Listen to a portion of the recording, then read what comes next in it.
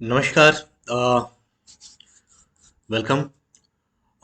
इस वीडियो में हम देखेंगे कि जिसको असिस्टेंट प्रोफेसर बनना है छत्तीसगढ़ में, वो ऐसा क्या करे कि वो असिस्टेंट प्रोफेसर बन सके, और कहाँ पे उसका नोटिफिकेशन आता है, क्या क्या एग्जाम का पैटर्न होता है, इन सब सारी चीज़ों के बारे में हम चर्चा करेंगे। तो चलिए वीडियो शुरू करते हैं।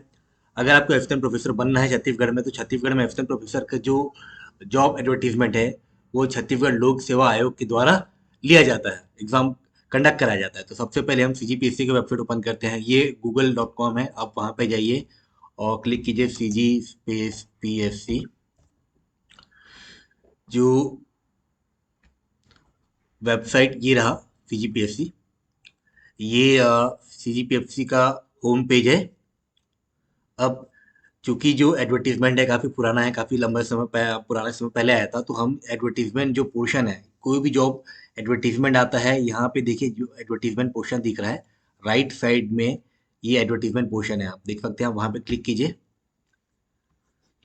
हाँ, इसमें क्या है, सपोज कोई भी एडवर्टीजमेंट आता है, जो भी करंट नोटिफिकेशन आएंगे जॉब एडवर्टीजमेंट के, वो ऊपर में दिए रहते हैं।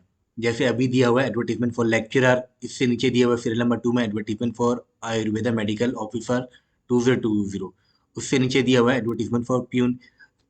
इसके नीचे आप आते जाएंगे तो सीरियल नंबर 61 में आएगा आपका। ये रहा सीरियल नंबर 61। तो ये असिस्टेंट प्रोफेसर 2019 की जो वैकेंसी है, इसलिए ये काफ़ी नीचे में दी हुआ है। ठीक है। जब आप इसको क्लिक करेंगे तो एक पीडीएफ ओपन होगा। मैंने इसको क्लिक करेंगे तो ऑलरेडी एक पीडीएफ ओपन होगा। ये रहा। मैं आप लोग के लिए पहले से सेव करके रखा हूँ। इसको थोड़ा बड़ा कर लेते हैं। हम्म, ये रहा। तो ये देखिए, ये प्रकाशन की तिथि का दिखा रहा है 23 जनवरी 2019। विज्ञापन में क्या दिया हुआ है, सहायक प्राध्यापक उच्च शिक्षा विभाग के पद पर सीधी भर्ती। ये ऑनलाइन आवेदन करने की तिथि थी 4 फरवरी 2019 से डेट था 5 मार्च 2019 तक। ये काफ़ी पुराना जॉब एडवर्टीजमेंट है। इस वीडियो को बनाने का लक्ष्य ये है कि जो विद्यार्थी ईपी में असिस्टेंट प्रोफेसर बनना चाहते हैं, वो उनको इस जो पैटर्न है इसके बारे में पता चल जाए। ठीक है। हम नीचे आएंगे तो ये अलग अलग, जैसे यहाँ पे दिया हुआ है assistant professor for English, total number of vacancy कितनी है, 130। ठीक है। उसके नीचे दिया हुआ है भौतिक शास्त्र, टोटल नंबर ऑफ वैकेंसी भौतिक शास्त्र में 116। राजनीति शास्त्र सीरियल नंबर 3 में है, राजनीति शास्त्र। यहाँ पे टोटल नंबर ऑफ वैकेंसी 59। ऐसे देखेंगे तो बहुत सारे अलग अलग सब्जेक्ट की वैकेंसी है। जैसे मैं बताना चाह रहा हूँ वाणिज्य विषय के बारे में। मैं चूंकि असिस्टेंट प्रोफेसर हूँ कॉमर्स का, मेरा नाम है अतुल कुमार अहिरवार, तो मैं वाणिज्य के बारे में ही ज़्यादा फोकस करूंगा। सीरियल नंबर 6 में देखेंगे वाणिज्य, टोटल नंबर ऑफ वैकेंसी है 184। ठीक है। और भी अलग अलग स्ट्रीम के वैकेंसी आया था 2019 में।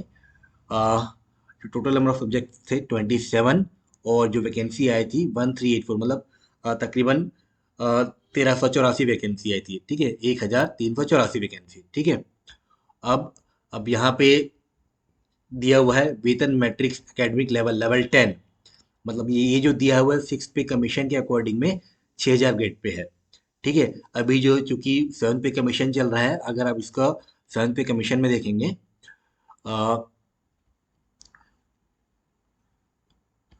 तो ये 7 पे कमीशन में ही दिखाएगा 57,700 बेसिक है इसका। ठीक है। अब जो मिनिमम क्वालिफिकेशन इसमें जो मांगा गया था, इसमें देखेंगे, यहाँ पॉइंट नंबर 4 में देखिए, आवश्यक शैक्षणिक अर्हता है। पॉइंट नंबर 4 में अगर आप पढ़ेंगे तो यहाँ पे लिखा हुआ है कि अच्छे शैक्षणिक रिकॉर्ड के साथ किसी भारतीय विश्वविद्यालय से स्नातकोत्तर, मतलब पोस्ट ग्रेजुएशन की जो डिग्री है वो होनी चाहिए मिनिमम 55% के साथ। ठीक है। सेकेंड चीज क्या दिया गया है कि यूजीसी नेट क्वालिफाई हो, या फिर जो स्टेट गवर्नमेंट जो कंडक्ट कराती है सेट, सेट क्वालिफाई होना चाहिए। या अगर वो नहीं है तो पीएचडी का मिनिमम क्वालिफिकेशन देकर रखा गया है। ठीक है। अगर किसी के पास नेट सेट क्वालिफाई है किसी भी सब्जेक्ट में, किसी भी सब्जेक्ट का मतलब है जो ऊपर जो दिए हुए सब्जेक्ट है उसमें नेट सेट क्वालिफाई है, और या फिर पीएचडी है, या फिर पीएचडी है, तो वो इस एग्जाम में के लिए अप्लाई कर सकते हैं।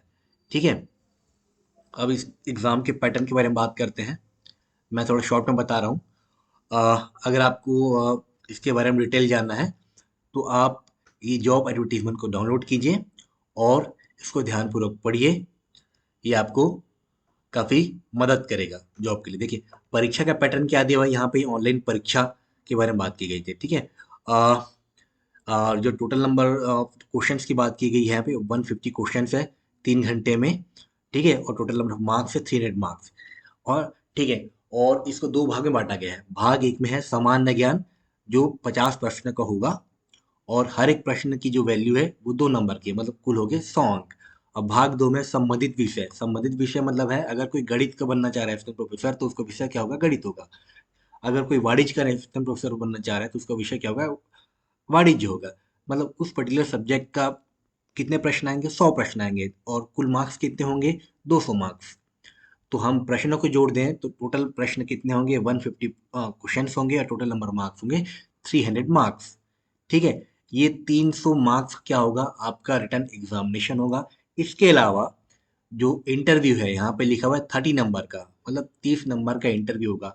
अगर हम जो परीक्षा है रिटर्न मार्क्स की बात करें तो 300 नंबर का है, और इंटरव्यू है 30 नंबर का, दोनों का मिला देते हैं तो 330 नंबर के आधार पर मेरिट लिस्ट तैयार होता है। ठीक है, और उसके अकॉर्डिंग में क्या किया जाता है, जॉब लेटर ऑफर दिया जाता है। ठीक है, और हमें इसके सिलेबस के बारे में भी चर्चा कर लेते हैं। यहाँ पे हमने ये देखिए, अगर आप सीरियल नंबर 61 में जस्ट ये पोर्शन को क्लिक करेंगे तो जॉब एडवर्टीजमेंट ओपन होगा। ठीक है, अगर सपोज आपको जानना है कि असिस्टेंट प्रोफेसर का जो एग्ज़ाम हुआ है उसमें सब्जेक्ट से सिलेबस क्या है, तो आप एनेक्शन नंबर 2 को क्लिक कीजिए। ये रहा एनेक्शन नंबर 2। ठीक है, इसमें क्या है, आपको सिलेबस बता दिया गया है। जैसे कि हमने देखा था, यहाँ पे भाग एक लिखा हुआ है सामान्य ज्ञान 50 प्रश्न। तो भाग एक सामान्य ज्ञान यहाँ पे है, ये 50 प्रश्न किसका होगा, सामान्य ज्ञान, छत्तीसगढ़ का सामान्य ज्ञान होगा। छत्तीसगढ़ के सामान्य ज्ञान को भी और बताया गया है कि इसमें क्या होगा, छत्तीसगढ़ का इतिहास, छत्तीसगढ़ का भूगोल, छत्तीसगढ़ का साहित्य, संगीत, नृत्य कला, छत्तीसगढ़ की जनजाति, छत्तीसगढ़ की अर्थव्यवस्था, छत्तीसगढ़ का प्रशासनिक ढांचा, छत्तीसगढ़ में मानव संसाधन, और छत्तीसगढ़ में शिक्षा, स्वास्थ्य और करंट अफेयर्स के बारे में बात किया गया है। मतलब देखा जाए तो जनरल नॉलेज ऑफ छत्तीसगढ़ से 50 क्वेश्चन आएंगे, और उन 50 क्वेश्चन की जो वैल्यू कितनी होगी, 100 मार्क्स की होगी। ठीक है, ये जो पोर्शन है 50, छत्तीसगढ़ की बात कर रहे हैं, ये स्कोरिंग पोर्शन होता है। अगर आप छत्तीसगढ़ को अच्छे से प्रिपेयर कर लेंगे तो आपका सेलेक्ट होने का जो चांसेस है वो काफ़ी ज़्यादा बढ़ जाता है। अगर हम अब हम बात करते हैं सब्जेक्ट के बारे में, तो यहाँ पे देखिए भाग 2 में क्या लिखा हुआ है, संबंधित विषय। संबंधित विषय के बारे में बात की गई है, मतलब आपका सब्जेक्ट के बारे में बात किया गया है।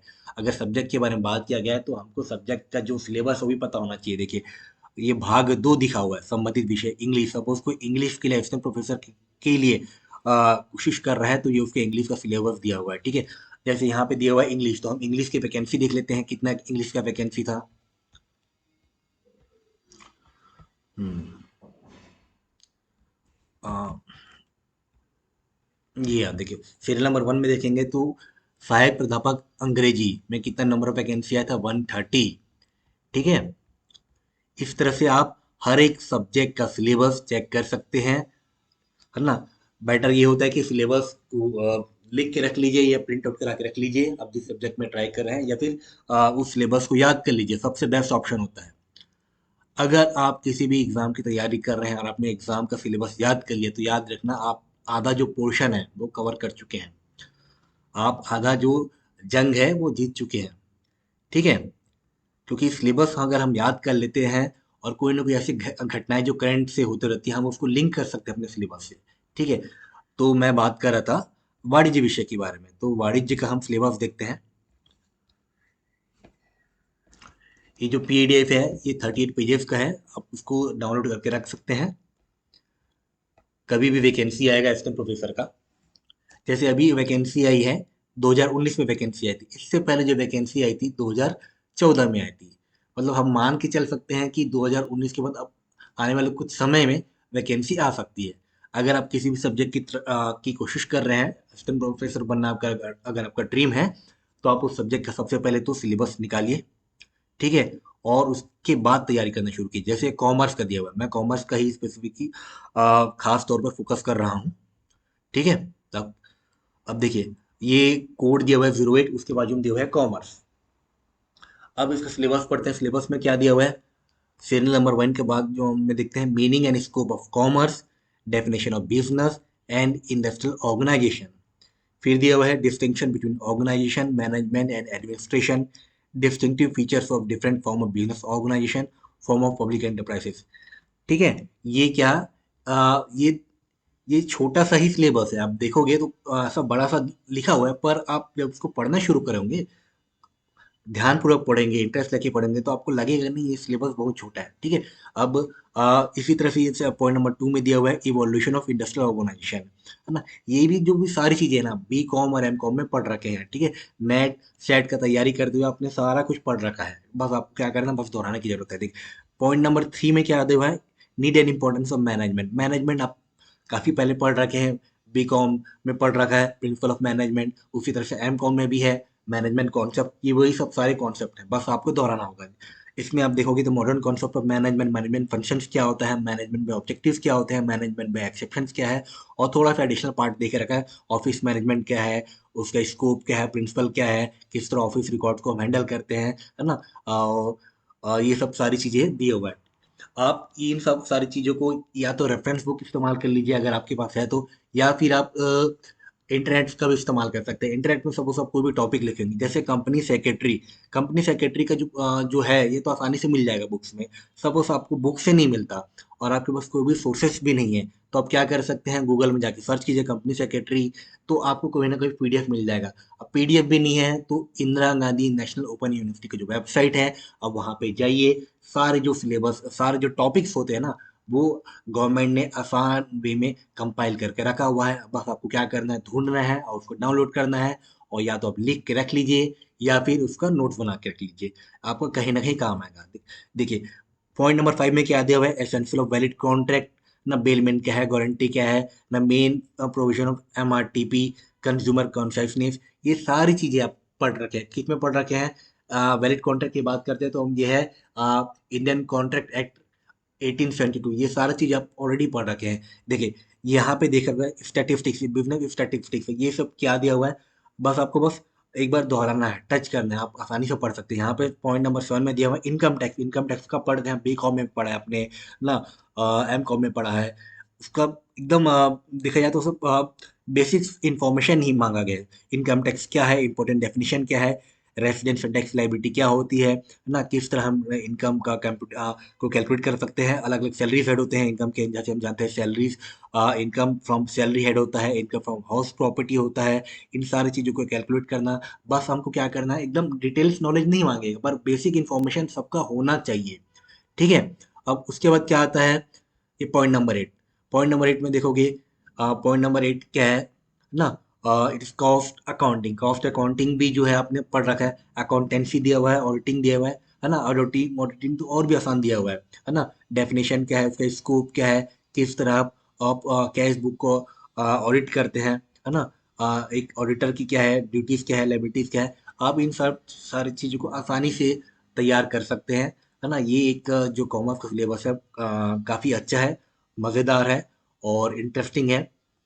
आप एक बार इसको तैयारी करना शुरू करेंगे तो बड़ी आसानी से आप तैयारी कर सकते हैं, ठीक है।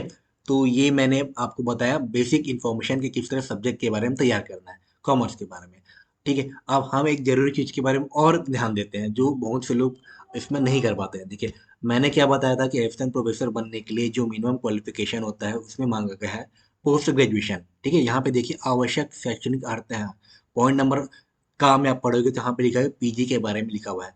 पॉइंट नंबर खा के बारे में लिखा हुआ है कि नेट सेट के बारे में जानकारी मांगी गई है, मतलब कोई व्यक्ति अगर नेट सेट क्वालिफाइड नहीं है तो एग्जाम में नहीं बैठ सकता है, ठीक है।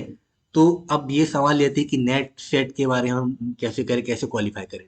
तो नेट सेट जो एग्जाम कंडक्ट कराता है, ये net net I am talking about net, ठीक है, ये जो नेशनल लेवल में होता है, ये कंडक्ट कराता है यूनिवर्सिटी ग्रांट्स कमीशन। एक बार इसको इनिशियल वे में चलते हैं, ठीक है। ये आपका गूगल है, गूगल में जाइए, ठीक है, आप बस लिखिए यूजीसी नेट,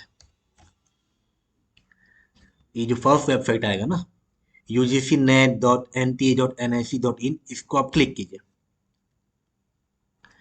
तो ये है यूजीसी नेट का होम पेज। यूजीसी का मतलब होता है university grants commission, UGC net. इसके बारे में सारा बेसिक इन्फॉर्मेशन है। अगर किसी को इंग्लिश में चीज़ें समझ नहीं आती तो आप यहाँ पे जाके हिंदी में इसको चेंज भी कर सकते हैं, ये आपके ऊपर है। अभी तो फिलहाल इसको इंग्लिश में ही रहने देते हैं। आप इसको लेफ्ट लेफ्ट साइड में देखेंगे तो यहाँ पे पब्लिक नोटिसेस हैं। यहाँ पे ही नोटिफिकेशन आता है कि कब यूजीसी नेट एग्ज़ाम होगा, किस डेट में होगा, है ना। ये सारा जो इन्फॉर्मेशन है यूजीसी नेट के बारे में आप इस वेबसाइट को ध्यानपूर्वक देखेंगे तो पता चल जाएगा। आप नीचे आएंगे तो यहाँ पे लिखा हुआ कैंडिडेट एक्टिविटी, मतलब जो एडमिट कार्ड है आप यहाँ से भी डाउनलोड कर सकते हैं। तो ये मैंने आपको बेसिक इन्फॉर्मेशन दिया है कि किस तरह से असिस्टेंट प्रोफेसर बनना है, किस तरह से यूजीसी नेट क्वालिफाई करना है। ये यूजीसी नेट का क्या है, मैंने आपको क्या बताया, ये एक वेबसाइट है। वेबसाइट या यूँ कहे तो होम पेज है जहाँ पे आपको यूजीसी नेट के बारे में सारा इन्फॉर्मेशन मिल जाएगा। यहीं पे ही आपको ऑप्शन आ जाएगा कि यूजीसी नेट के में कैसे अप्लाई करना है। ठीक है। तो उम्मीद करता हूँ ये जो इन्फॉर्मेशन है आपको काम का लगा होगा। अगर कोई भी व्यक्ति सच में स्टूडेंट असिस्टेंट प्रोफेसर बनना चाहता है तो आप ये पैटर्न फॉलो करें, आप ज़रूर इसमें कामयाब होंगे। ठीक है। तो thanks for watching this video. जय हिंद, जय भारत, जय छत्तीसगढ़।